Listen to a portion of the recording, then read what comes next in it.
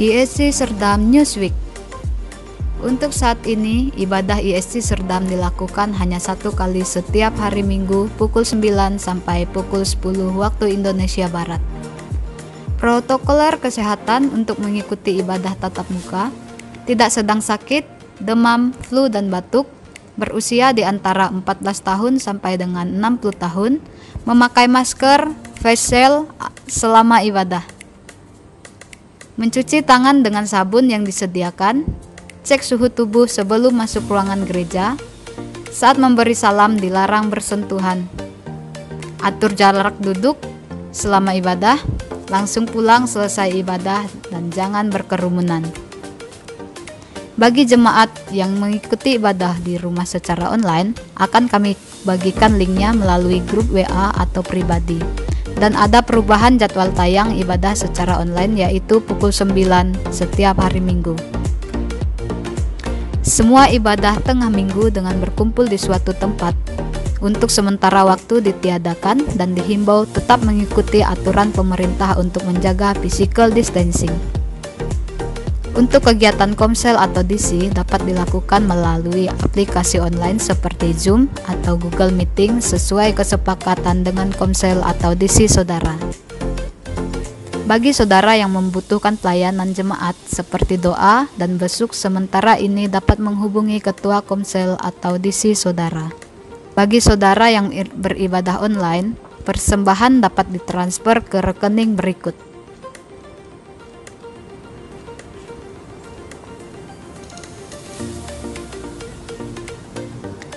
Bukti transfer atau setor bisa saudara foto dan di WA-kan ke saudari Eva bagian keuangan gereja. Nomor HP 08 12 57 05 810 dengan diberi keterangan dari jemaat ISC Serdam.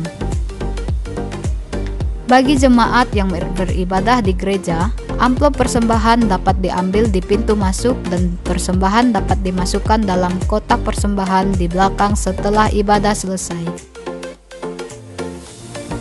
Roma 15 ayat 13, semoga Allah sumber pengharapan memenuhi kamu dengan segala sukacita dan damai sejahtera dalam iman kamu, supaya oleh kekuatan Roh Kudus kamu berlimpah-limpah dalam pengharapan.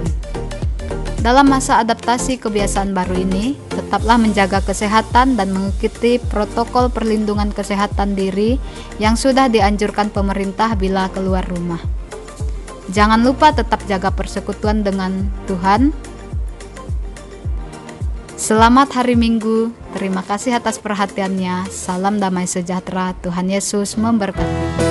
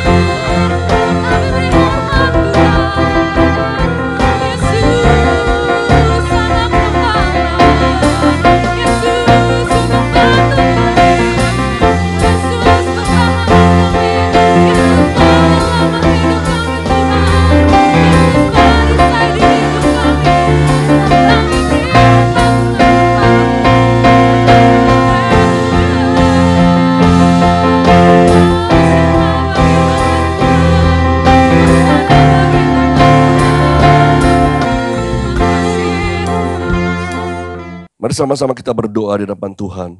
Bapa di surga, kami ucap syukur kepadamu.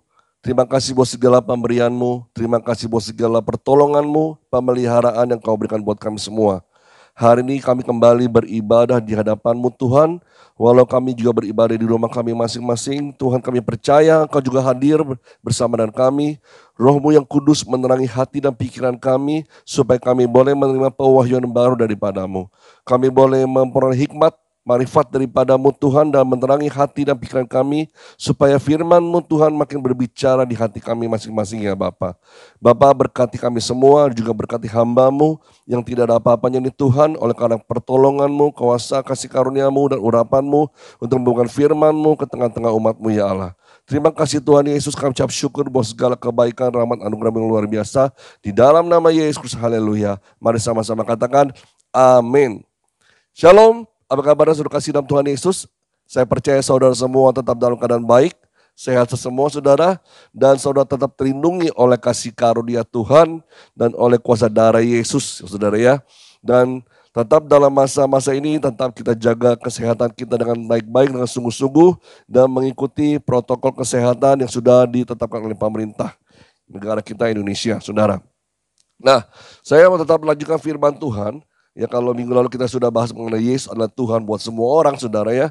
Dan kita hari ini akan belajar bagaimana Yesus adalah sebagai hakim atas orang hidup dan juga orang mati saudara. Ya, ini kita sambung dari pernyataan-pernyataan kisah perjalanan Petrus sewaktu dia berkunjung ke rumah Kornelius saudara. Nah, waktu dia bercerita bersaksi tentang Yesus kepada Kornelius dan keluarganya, ada satu perkataan dari Petrus ini yang membuat Kornelius ini terperangah saudara ya, takjub dan bukan menyadari, oh Yesus ini siapa Yesus sesungguhnya saudara. Mari sama-sama kita lihat di Kisah Rasul 10 ayat 42 sampai dengan 43. Di sana dikatakan, dan ia telah menugaskan kami memberitahukan kepada seluruh bangsa dan bersaksi bahwa dialah yang ditentukan Allah menjadi hakim atas orang-orang hidup dan orang-orang mati. 43, tentang dialah semua nabi bersaksi bahwa barang siapa percaya kepadanya, ia akan mendapat pengampunan dosa oleh karena namanya. Jadi kalau kita lihat di sini, Petrus ini tidak hanya mengatakan bahwa Yesus adalah Tuhan yang turun ke dunia ini, yang diurapi oleh Roh Kudus, ya menjadi Tuhan atas semua orang. Tetapi juga Petrus memberitahukan kepada Kornelius saat itu tentang saatnya Yesus akan datang kembali, ya, datang kembali ke dunia ini. Dia yang telah naik ke surga, ya, dan saatnya nanti dia akan datang kembali kedua kalinya akan menjadi hakim atas semua orang, baik atas orang-orang yang masih hidup saat itu, saudara ya, ataupun orang-orang yang sudah meninggal, saudara, pada saat itu, saudara. Atau yang di zaman sebelumnya sudah meninggal, saudara. Dan waktu kedatangan Tuhan Yesus yang kedua kali, orang tersebut sudah meninggal, Tuhan Yesus menjadi hakimnya, saudara. Jadi ini semacam pemberitahuan dari Rasul Petrus kepada Kornelius, juga kepada para pembaca kitab Kisah Rasul ini, yang khususnya di pasal 10 ini, saudara, bahwa Yesus yang sudah menyelamatkan umat manusia dari dosa, pada suatu waktu nanti akan datang kembali ke dunia menjadi hakim atas semua orang, baik yang masih hidup maupun yang sudah meninggal pada saat itu, pada saat kedatangannya yang kedua. Dan secara juga tidak langsung ini memberitahukan tentang kedatangan Tuhan Yesus. Kalau kita sering kali dengar berita second coming gitu ya, atau kedatangan Tuhan Yesus kedua kalinya di bumi ini. Nah ini berasal dari sini juga cerita-cerita seperti itu saudara. Nah, semua orang ini nggak luput, saudara. Nggak ada yang luput, nggak ada yang terlewatkan. Semua orang pasti ngalami yang namanya hari pengadilan atau penghakiman ini, saudara. Karena apa? Waktu Tuhan Yesus datang, dia bukan datang untuk menebus dosa umat manusia lagi, karena itu sudah dilakukannya pada waktu dahulu kala. Ya, 2000 tahun yang lampau sudah Tuhan Yesus lakukan buat kita semua, dan dikasih kesempatan selama beberapa saat ini saudara, sampai dia datang nanti kedua kalinya untuk manusia bertobat, Manusia percaya kepada Yesus, menerima Yesus sebagai Tuhan dan Juru Selamat pribadinya. Dan nanti waktu dia datang kedua kali, bukan untuk menebus dosa umat manusia, tetapi untuk menghakimi umat manusia. Ya saudara ya, jadi artinya nggak ada yang luput di hari pengadilan tersebut. Ya, nggak ada bilang, oh, wah nanti kalau hari kedatangan Tuhan Yesus kedua kali kita nggak bisa prediksi ya. Kapan itu waktunya, harinya apa, juga tidak tahu saudara ya. Mungkin juga saya sudah tua atau mungkin juga saya sudah meninggal saat itu gitu ya. Bisa jadi saudara, kita tidak tahu saudara kapan waktunya. Tapi yang jelas, kalaupun kita sudah meninggal, kita pun tidak akan luput dari hari penghakiman itu saudara. Karena firman Tuhan jelas bahwa Yesus adalah Tuhan dan juga Yesus adalah hakim bagi semua orang yang hidup maupun yang mati. Hari ini firman Tuhan agak sedikit serem-serem saudara ya. Karena bercerita soal pengadilan, soal penghakiman saudara. Karena kita diminta untuk mempersiapkan diri kita dengan sungguh-sungguh di waktu-waktu ini. Waktu yang ada kesempatan Tuhan berikan buat kita semua. Untuk kita terus memperbaiki hidup kita, memperbaiki diri kita, karakter hidup kita, sifat kita segala macam. Untuk sesuai dengan seperti Yesus saudara, serupa dengan Kristus. Karena Tuhan panggil kita menjadi murid-muridnya, untuk menjadi serupa dengan Dia saudara. Segambar dengan Dia. Dan kita banyak belajar dari firman Tuhan. Bagaimana kita berjalan, bagaimana kita berkata-kata, bertindak segala macam untuk melakukan seperti apa yang Tuhan Yesus lakukan. Nah kadang-kadang kita menjalaninya ada sedikit kesalahan, banyak sekali kekurangan di sana dan di sini. Tapi Tuhan terus bersabar dengan kita, memberi kesempatan buat kita untuk membenahi, memberesi, dan juga mungkin untuk memperbaiki segala macam keadaan. Karakter kita, sifat kita, tindakan kita, perkataan kita, maupun sikap hati kita yang gak kelihatan, saudara ya. Itu diperbaiki supaya nanti waktu Tuhan datang kedua kalinya, kita sudah siap, saudara. Ya, siap untuk dia apa? Ya, siap masuk dalam pengadilan tersebut, saudara ya. Nah, dikatakan juga pada waktu itu gak ada orang yang mati, terluputkan. Bahkan orang yang hidup terluputkan tidak ada, semuanya akan mengalami yang namanya pengadilan di hari penghakiman dari Tuhan Yesus itu sendiri. Tapi kalau kita lihat ada satu kunci yang bisa kita lihat di ayat 43 tadi. Dikatakan barang siapa yang percaya kepadanya, ia akan mendapat pengampunan dosa oleh karena namanya. Untuk menerima pengampunan dosa dari Tuhan itu, kuncinya adalah kita percaya kepada Yesus. Saya tidak tahu apakah saudara yang di rumah sudah percaya sepenuhnya kepada Yesus, atau percaya hanya di mulut saja saudara. Karena banyak sekali orang, ya saya percaya kepada Yesus, saya percaya kepada Yesus. Di saat saudara mengalami kepepet saudara ya, mengalami masalah soal pergumulan keuangan, soal kesehatan, soal mungkin himpitan, begitu banyak saudara. Sehingga akhirnya waktu orang bertanya kepada saudara, maukah saudara percaya kepada Yesus, dia akan menolongmu. Saudara bilang percaya, pokoknya segala macam cara apapun supaya saudara bisa lolos dari masalah hidupmu, himpitan, penyakit apapun juga. Saudara bisa langsung percaya tanpa langsung berpikir benar-benar. Benar gak ya saya mau percaya kepada Yesus sepenuh hati saya?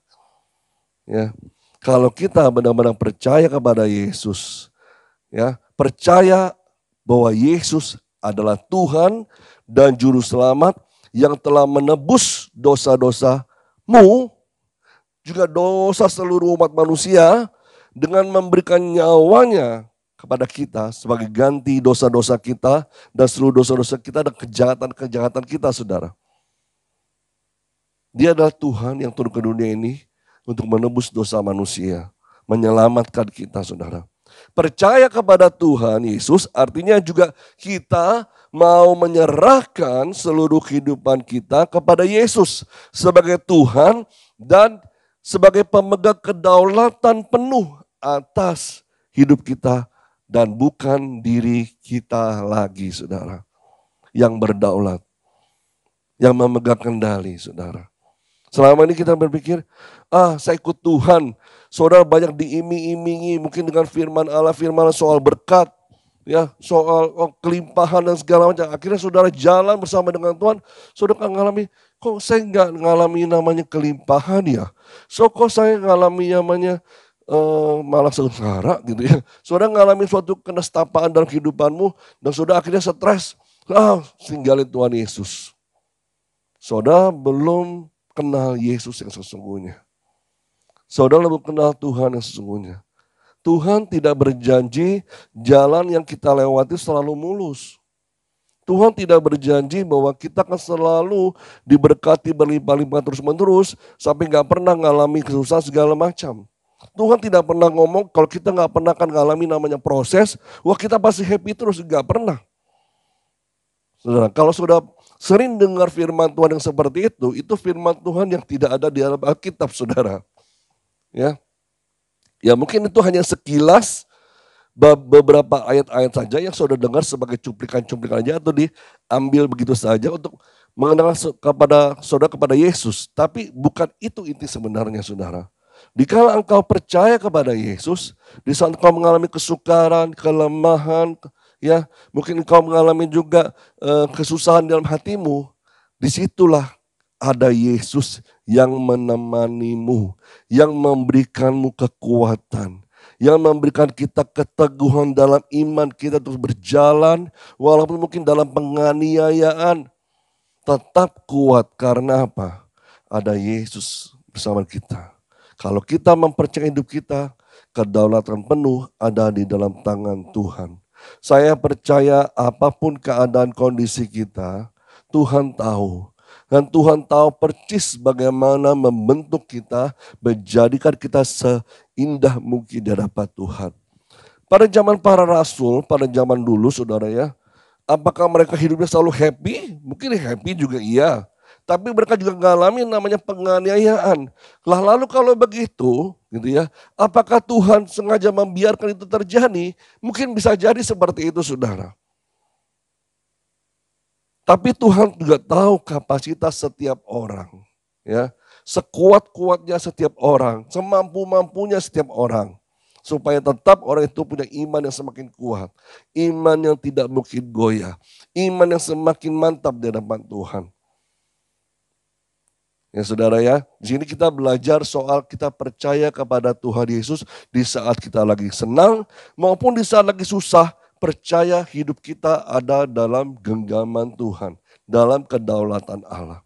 Juga percaya kepada Yesus itu kita juga berbicara bahwa Yesuslah yang memegang kendali atas seluruh hidup kita. Ya, jadi setiap kejadian, setiap peristiwa yang kita alami, kita tahu bahwa Dia punya rancangan yang terbaik buat kita. Rancangan yang terindah buat kita. Ya. Walaupun kok saya ngalaminnya sedih ya, kok saya ngalaminnya susah ya, itu yang terbaik buatmu, gitu saudara ya. Kenapa? Tuhan sedang membentuk hatimu. Tuhan sedang menjadikan engkau bejana yang indah di hadapannya. Walaupun lagi dibentuk itu agak sakit, agak susah. Ya, mungkin sempat kita ngeyel, mungkin sempat kita bandel saudara di hadapan Tuhan. Tapi itu terjadi buat kita, untuk kita makin mempercayakan hidup kita kepada Tuhan. Amin saudara, biar Dia yang pegang kendali seluruhnya.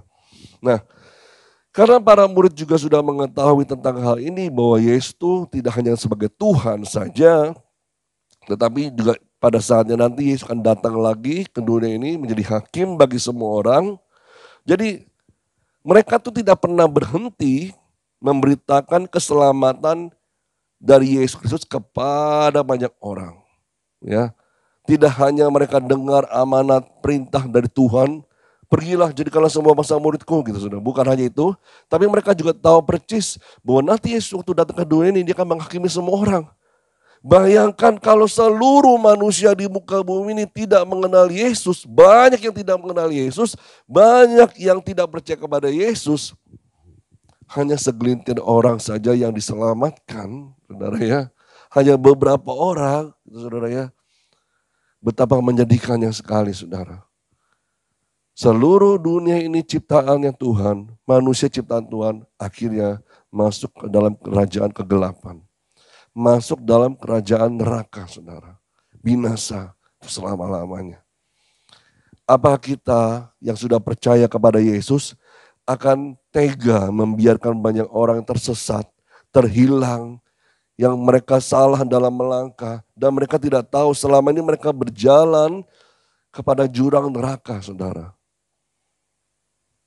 Itu yang kita hadapi saat-saat ini, kebebalan hati, ketidakpercayaan, ya, kesombongan dalam hatinya, ya, dia mendewakan atau mengalahkan yang lain, saudara, bukan Yesus. Tugas kita adalah untuk memberitakan keselamatan itu kepada banyak orang. Biarlah seperti dalam di Lukas 24 ayat 47 berkata, dan lagi dalam namanya berita tentang pertobatan dan pengampunan dosa harus disampaikan kepada segala bangsa. Mulai dari Yerusalem. Nah ini salah satu amanat agung juga saudara ya, yang ada di kitab Injil Lukas. Kalau kita sering baca di kitab Injil Matius saudara ya, tapi ini Injil Lukas ini saudara ya. Untuk apa? Memberitakan nama Yesus tentang pertobatan dan pengampunan yang harus sampai kepada segala bangsa. Mulai dari tempat mereka saat itu berada di Yerusalem. Jadi jangan berhenti saudara. Jangan berhenti. Kita sudah berapa lama ikut Yesus? Sudah berpuluh-puluh tahun kah? Atau baru 1 tahun, 2 tahun? Tetap kita harus beritakan keselamatan itu kepada banyak orang. Karena itu tugas kita saudara. Pesan ini pula yang disampaikan oleh Rasul Paulus ya kepada Timotius ketika mungkin Timotius juga mengalami kesusahan dalam hatinya saudara ya. Dia masih muda saat itu tapi kemudian dipercayakan untuk melayani atau mengembalakan jiwa-jiwa di satu tempat saudara. Dan Paulus berkata kepada dia, menyurati dia di surat Timotius ya. 2 Timotius 4 ayat 1, di situ dikatakan bahwa suruh dia tetap setia, bertekun dalam pelayanannya, ya, walaupun menghadapi tantangan yang tidak mudah saat itu. Tantangan dari jemaat sendiri saudara ya, jemaat yang ngeyel, jemaat yang keras kepala, jemaat yang susah diatur, saudara, jemaat yang semaunya sendiri, dan di samping itu juga tantangan dari luar, penganiayaan datang mencoba mengancam orang-orang percaya. Tapi di situ Rasul Paulus meneguhkan hati Timotius untuk terus setia, ya. Jangan sampai mundur dari pelayananmu, karena nanti waktu tiba Tuhan datang sebagai hakim atas semua orang. Ya, di situ dikatakan 2 Timotius 4 ayat 1 dan 2, di hadapan Allah dan Kristus Yesus yang akan menghakimi orang yang hidup dan yang mati, aku berpesan dengan sungguh-sungguh kepadamu demi pernyataannya dan demi kerajaannya. Beritakanlah firman, siap sedialah baik atau tidak baik waktunya, nyatakanlah apa yang salah, tegurlah dan nasihatilah dengan segala kesabaran dan pengajaran. Ya, kalau kita lihat di ayat pertamanya, kata Yesus kan menghakimi orang yang hidup dan yang mati. Beritakanlah firman, siap sedialah, baik atau tidak baik, walaupun mungkin lagi enak, lagi happy, atau lagi susah, lagi mengalami masalah, juga tetap harus memberitakan kasih Tuhan, keselamatan Tuhan kepada orang-orang lain. Walaupun orang lain itu juga sedikit keras kepala batu saudara ya, atau bebal hatinya, tetap nasihati, tetap beritakan yang terbaik dengan segala kesabaran. Itu yang Rasul Paulus nasihatkan kepada Timotius saudara. Jadi kalau Alkitab ini berbicara tentang kedatangan hari penghakiman, apa yang kita harus lakukan sebagai anak Tuhan, kita bisa mempersiapkan diri kita untuk hal tersebut dari sekarang ini saudara. Jadi hal yang paling penting adalah kita mengetahui caranya mempersiapkan diri kita untuk menghadapi hari penghakiman itu. Ya. Kita akan belajar sama-sama, kita buka di firman Tuhan Matius 25 ayat 31 sampai dengan 33 saudara.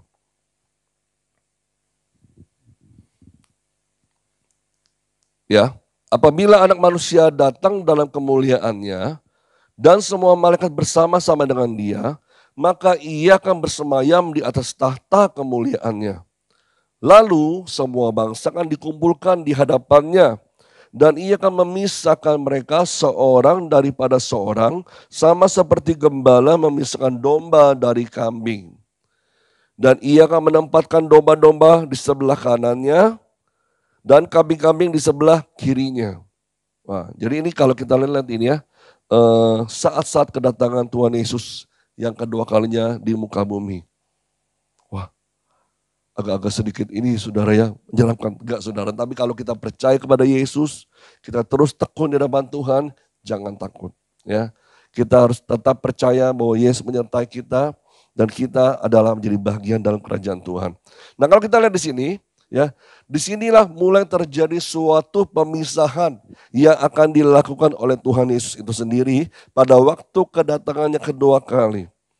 Dia akan memisahkan seorang dengan seorang lain, melihat kerohaniannya, saudara ya. Dari ayat-ayat kita lihat ada domba, ada kambing. Apa itu, saudara ya? Jadi kalau kita lihat di sini, kambing-kambing ini dipakai sebagai gambaran dari orang-orang yang tidak diselamatkan atau belum diselamatkan. Sedangkan domba sebagai gambaran dari orang-orang Kristen yang percaya kepada Yesus Kristus. Percaya dalam arti yang tadi sudah saya sebutkan saudara, bukan percaya hanya di mulut saja, tetapi percaya dalam hatimu, dalam pikiranmu, dan dalam seluruh kehidupanmu kepada Yesus. Jadi mereka di situ dipisahkan sebelum kebaikan atau keburukan perbuatan-perbuatan mereka yang lain mulai dibicarakan, saudara. Mereka mulai dipisahkan, oh ini domba sebelah kanan, ini kambing, saudara ya. Dan mereka dikelompokkan dalam satu kelompok yang lain dan sebagaimana adanya mereka. Yesus membuat hal ini sangat jelas bahwa domba-dombanya yaitu orang-orang yang namanya tertulis di dalam buku kehidupan akan masuk dalam kehidupan kekal bersama dengan dia. Mereka yang telah menerima Yesus sebagai juru selamat dan mereka itu yang menjadikan Tuhan, Yesus itu sebagai Tuhan satu-satunya dalam kehidupan mereka. Itulah yang diterima oleh Yesus. Nah di Yohanes 3 ayat 18 dikatakan, barang siapa percaya kepadanya, ia tidak akan dihukum. Barang siapa tidak percaya, ia telah berada di bawah hukuman, sebab ia yang tidak percaya dalam nama Anak Tunggal Allah. Jadi di sini ada lihat saudara ya firman Tuhan ini, kalau dia percaya, ya dia tidak akan di bawah hukuman. Tapi yang tidak percaya, ya yang tidak percaya kepada Tuhan, ya dia akan berada di bawah hukuman. Nah ini kita lihat saudara, satu kunci jalan adalah hanya percaya kepada Yesus. Hanya percaya kepada Yesus. Percayalah, ya, percayalah kepada Yesus dan engkau pada saat kedatangan kedua kalinya, dia akan memisahkan engkau dan engkau ada domba-dombanya Tuhan masuk dalam kerajaan Allah. Tapi jika manusia, kan sudah dikasih kebebasannya sendiri saudara ya, pikiran, kehendak, kebebasan sendiri. Kalau dia menolak gimana? Kan nggak bisa dipaksain Pak gitu ya. Memang ya setiap manusia punya kehendaknya sendiri, punya free will-nya saudara ya. Jadi nggak bisa dipaksakan, ayo percaya. Walaupun sudah nakut-nakutin atau segala macam nggak percaya, tetap bebal saudara. Ya apa boleh buat saudara. Tapi selama dia masih hidup, Tuhan masih beri kesempatan buat dia untuk bertobat. Jika manusia itu menolak keselamatan ditawarkan Yesus kepadanya, manusia itu tetap tinggal di bawah penghukuman karena dia telah menolak Yesus.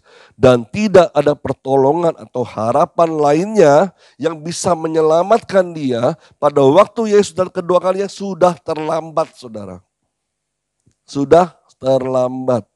Sekarang ini waktunya untuk bertobat. Sekarang ini waktunya saudara untuk menerima Yesus.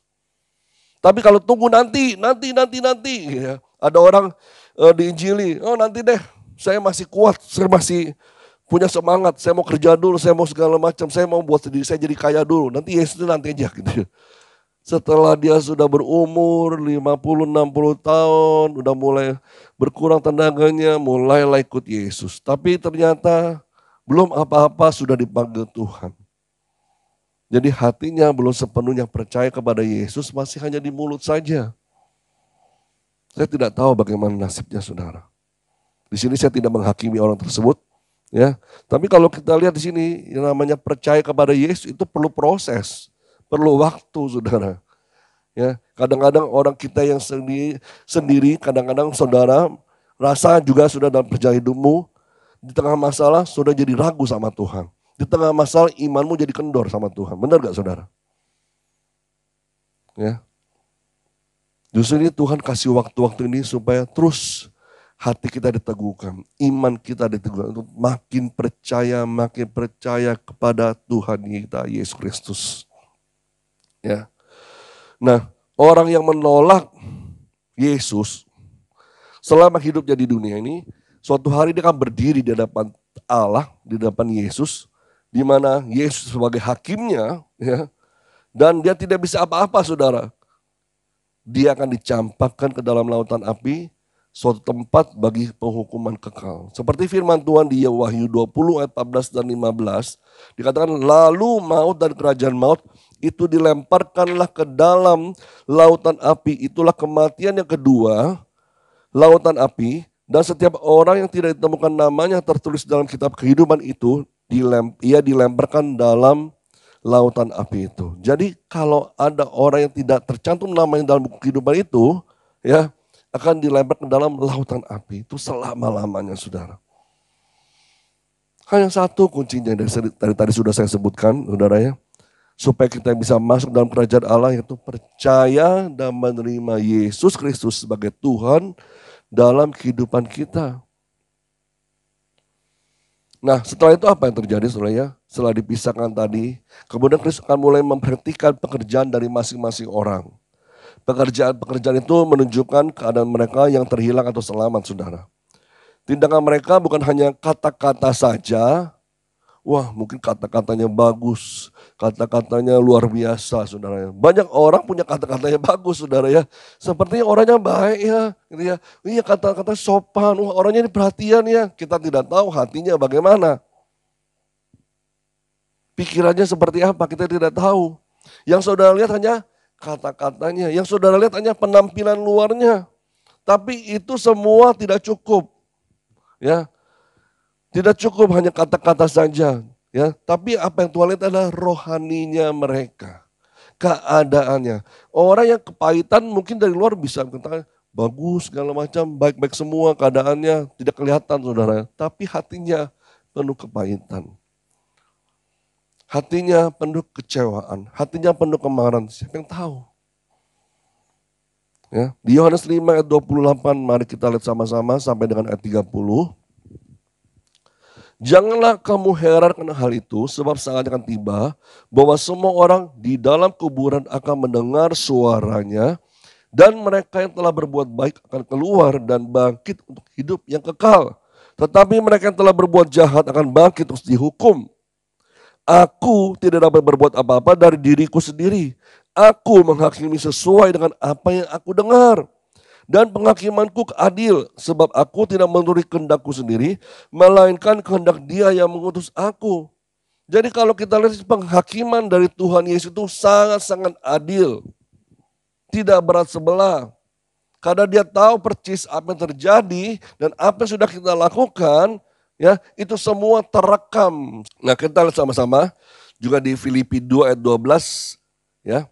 Di situ dikatakan, hai saudara-saudaraku yang kasih, kamu senantiasa taat, karena itu tetaplah kerjakan keselamatanmu dengan takut dan gentar, bukan saja seperti waktu aku masih hadir, tetapi terlebih pula sekarang waktu aku tidak hadir. Jadi tugasnya orang percaya ini tetap kerjakan keselamatan kita dengan takut dan gentar kepada Tuhan. Bukan hanya pada waktu, oh ada pemimpin rohani, ada gembala yang memperhatikan kita. Oh pada saat ibadah jalannya lancar terus. Tapi kalau sudah ibadah di rumah masing-masing, ya gak tahu deh gimana. Ada deh saudara gitu ya. Gak bisa saudara. Tetap kerjakan keselamatanmu walaupun saat ini sedang dilihat atau tidak dilihat orang. Karena kerohanianmu sedang dipantau oleh Allah. Hatimu sedang dilihat Tuhan, walaupun orang lain tidak melihat. Walaupun pemimpin rohanimu tidak melihat, tetapi hatimu, gelagatmu, kelakuanmu semua dilihat oleh Allah dan terekam di dalam kerajaan sorga. Saudara, Matius 7 ayat 21 berkata, bukan setiap orang berseru kepadaku, Tuhan, Tuhan. Sedikit-sedikit Tuhan, Tuhan, sedikit-sedikit Tuhan, Tuhan, saudara ya. Oh my God, thank you Jesus, thank you. Bukan seperti itu saudara. Ya, yang akan masuk dalam kerajaan surga, melainkan dia yang melakukan kehendak Bapakku yang di surga. Keras firman Tuhan ini memang, iya saudara. Tapi itu sedikit menemplak hatimu saudara. Bukan sedikit, saya nggak tahu apakah itu menegur hatimu atau tidak saudara. Tapi itu juga menegur hati saya saudara. Seringkali kita banyak berdoa dan gini. Tapi gimana kelakuan kita? Apakah kita melakukan seperti kehendak Bapa di surga atau tidak saudara? Jadi kalau saudara tahu masa penghakiman itu pasti akan datang. Tidak datang saudara ya. Pasti akan datang. Bagaimana Pak tanda-tandanya? Kalau kita mau tanda-tandanya itu ada di Matius 24 ayat 3 sampai dengan 14, saudara bisa baca di situ semua saudara. Tapi jangan sampai kita jadi beralih perhatian kita melihat tanda-tanda akhir zaman. Oh akhirnya jadi sesat saudara ya. Tebak ini tanggal ini kedatangan Tuhan Yesus. Oh tanggal ini pasti penghakiman itu Tuhan. Belum tentu. Karena di firman Tuhan dikatakan tidak usah nebak-nebak. Ya tidak usah ramal-meramal. Kenapa kapan hari itu terjadi? Karena tidak ada seorang pun yang tahu. Itu di Matius 24 ayat 36 dikatakan, tetapi tentang hari dan saat itu tidak seorang pun yang tahu. Malaikat-malaikat di surga tidak, dan anak pun tidak, hanya Bapa sendiri. Ya, jangan sok pintar saudara, nebak. Oh ini zamannya antikris, oh ini zamannya hari penghakiman. Kita belajar firman Tuhan, oke. Tapi jangan jadi peramal saudara. Karena kita tidak tahu kapan harinya penghakiman itu datang. Yang Tuhan minta kita harus bersiap diri sungguh-sungguh saat ini terus menerus. Ya, jangan sampai lupa inti pengajaran dari Injil keselamatan bagi manusia dalam Yesus adalah Yesus telah mati buat kita, disalibkan buat kita, bangkit buat kita. Dan dia telah naik ke surga, duduk di sebelah kanan Allah Bapa, dan saatnya nanti kan datang dari surga ke dunia ini menjadi hakim dan menghakimi semua orang yang hidup dan yang mati. Jadi dia akan datang ke bumi ini, iya saudara, pasti sebagai seorang hakim, mengadili semua orang, semua kehidupan yang pernah manusia yang pernah jalani, semua kan dihakimi Tuhan. Tugas kita sebagai anak-anak Tuhan adalah menjadi saksinya, menjadi saksi Kristus.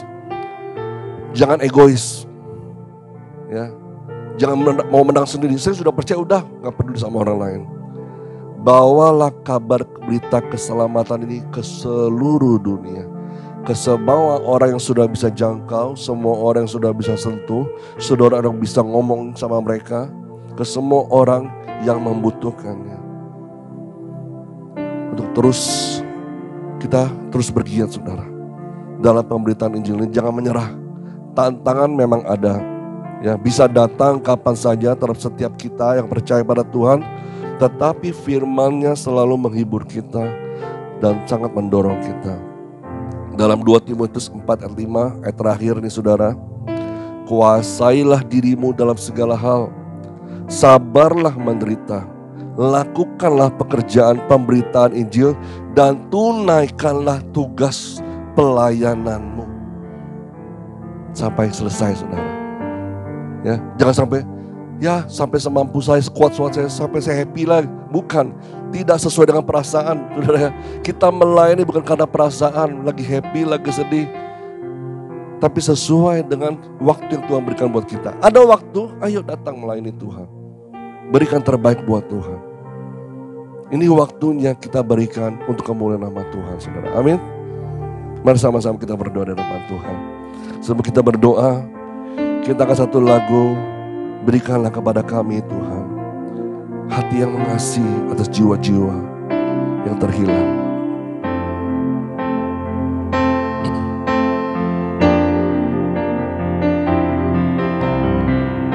Berikan pada kami hati yang mengasihi jiwa-jiwa yang belum mengenal kasih Bapa.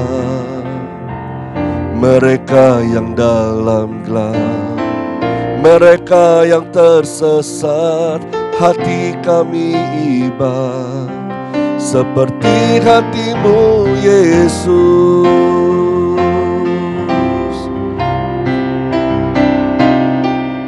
Berikan pada kami hati yang mengasihi jiwa-jiwa yang belum mengenal kasih Bapa. Mereka yang dalam gelap, mereka yang tersesat, hati kami iba seperti hatimu Yesus. Tuhan, ini tugas kami, beri keberanian bagi kami. Taruhlah roh yang rela melayani dan menyenangkan hati Tuhan, itu yang ku ingini. Tuhan, ini tugas kami, beri keberanian bagi kami. Taruhlah roh yang rela melayani dan menyenangkan hati Tuhan, itu yang ku ingini.